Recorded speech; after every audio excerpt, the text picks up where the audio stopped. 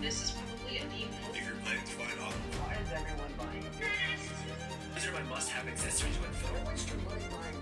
Okay, I get it. The Osmo Pocket 3 is the most hyped camera for 2024. I mean, my iPhone is with me when I need a second camera, and my main camera takes way better videos anyway. Yeah, you know what? I'm probably overthinking this. I don't need a new camera.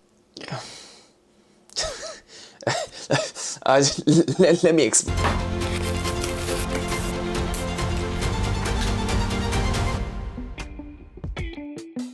Alright, here are my thoughts on the DJI Osmo Pocket 3. But before that, let's shoot with it.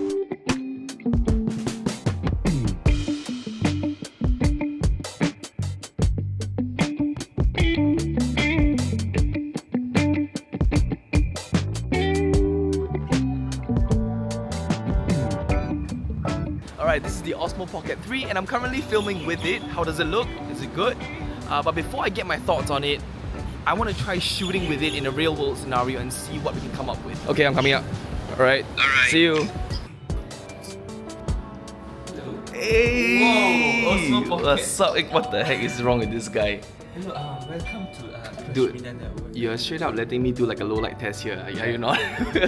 The lighting is vibey, man. Yeah, that's the goal, man. This looks like a work Yeah, so this is like the rigging area. workshop desk, yeah. Rigging area. Okay, so these are the secret things that he's writing on the board. We have like social media strategies here. All the secrets to get If it's views. secret, then why are you recording it? Let me grab my gimbal. Oh, look at that. Okay, so those are some of the shots that I shot with the Osmo Pocket 3.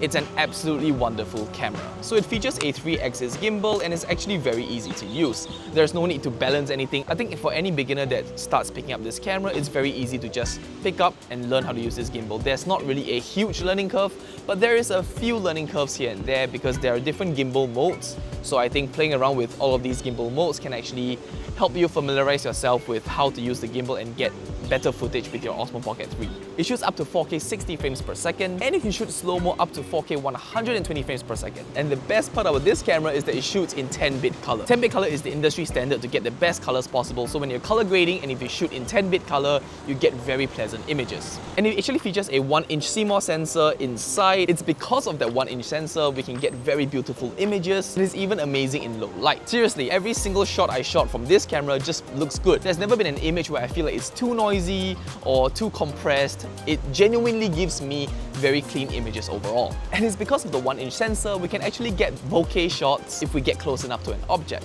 It's not exactly cinematic, but it does get the job done. One very important thing to talk about these cameras are its color profiles. You can shoot either in normal color, HLG, or D-Log-M.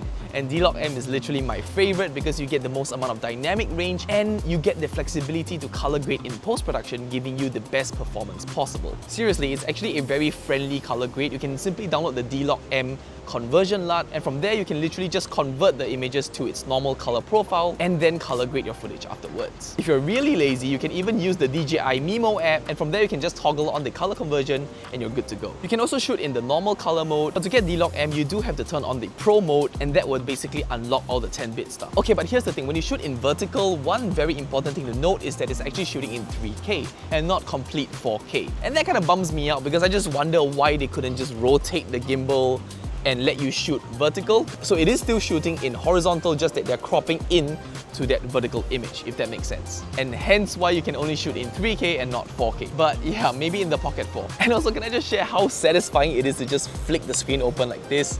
It just makes it such a pleasant way to use your camera, and the gimbal automatically closes like this after you're done.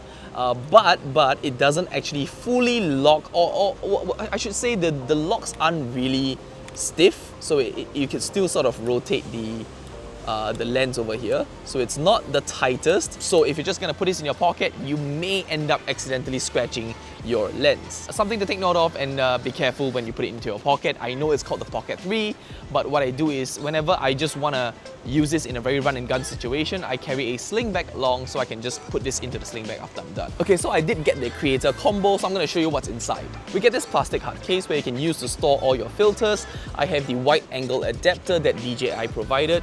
It's very simple. All you have to do is just snap it on to the front like this, and you can get a wider angle shot. It's not a very big difference from if you're not using the filter, but I do see a difference, and it is enough to justify having it on. Okay, so this is without the wide angle adapter and this is with. See, you can see a little bit of a difference. It's a little bit wider of a field of view. I do have my own ND filters for the Osmo Pocket 3, so if you want to see more videos on accessories for this camera, do comment down below.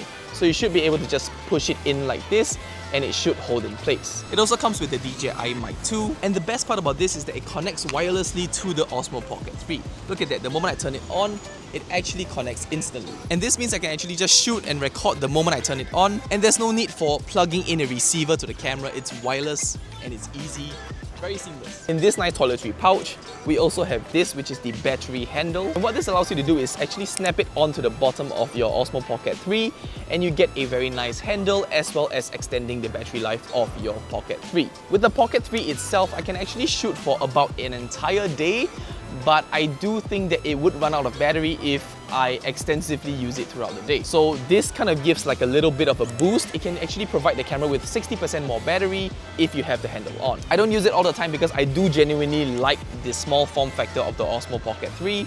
So if I need to charge it, I will just charge it, and after I'm done charging it, I'll just take it out again. It also comes with a mini tripod for the base so that you can simply use it as a tripod stand on a table. DJI also provides a smaller grip extender, which is not a power bank, it's simply just an extender to have a more comfortable grip. I find it kind of redundant, so I don't actually use it. Okay, but real quick, I do want to share my own accessories and how I use my Pocket 3. So this over here, this is an ND filter and it's super cute. It's actually variable ND.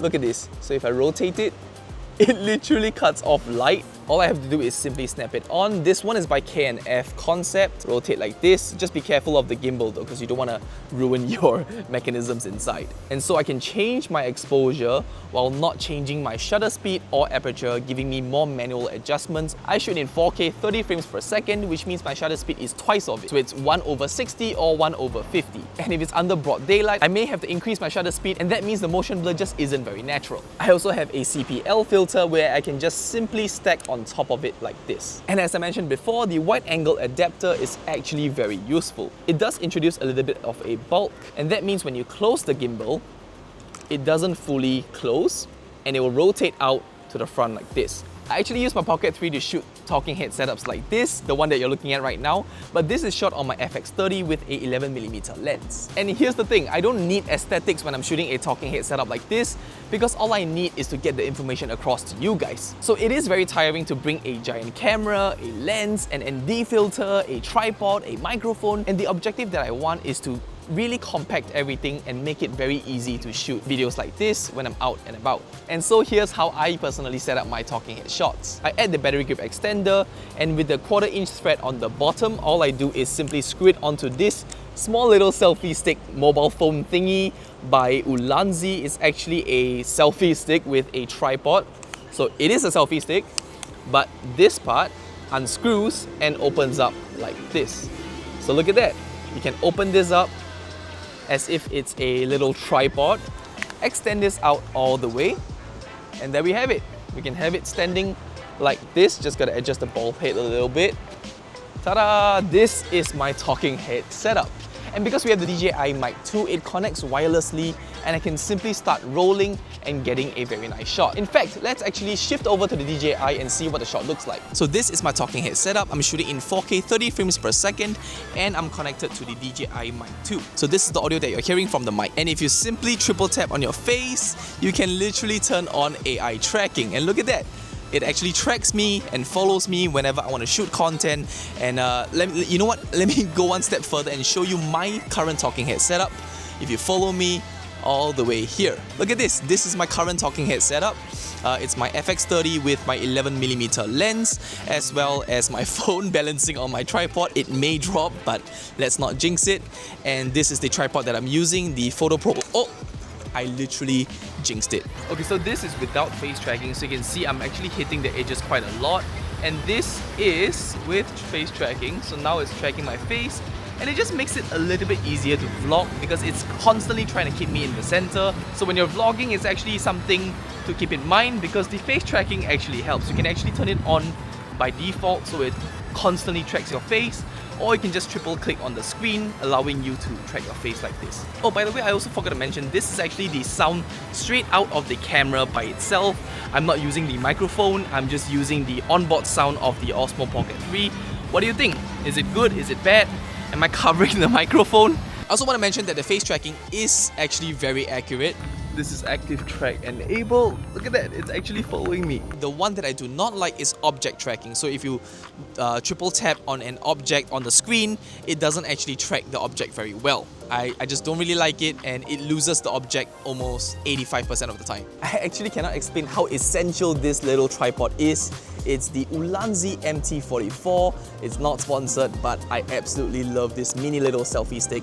You can use it as a selfie stick if you want to, or you can use it as a mini little tripod for you to set up your Osmo Pocket 3. Another really quick idea to have a quick release function is to simply leave this on to the tripod, and whenever you want to just mount it, you can just plug it in and actually start charging your Osmo Pocket 3. So essentially, we have replaced a full entire setup with just this setup.